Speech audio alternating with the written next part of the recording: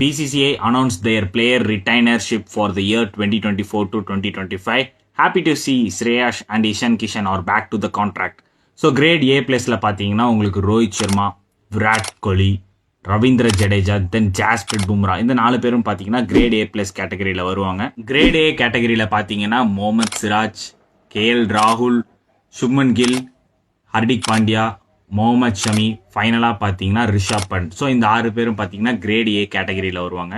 Great B கேட்டகரியில் பார்த்தீங்கன்னா சூரியகுமார் யாதவ், குல்தீப் யாதவ், அக்சர் பட்டேல், யசஸ்வி ஜெய்ஸ்வால், தென் ஃபைனலாக பார்த்தீங்கன்னா ஸ்ரேயாஸ் ஐயர். ஸோ இந்த 5 பேரும் பார்த்தீங்கன்னா கிரேட் பி கேட்டகரியில் வருவாங்க.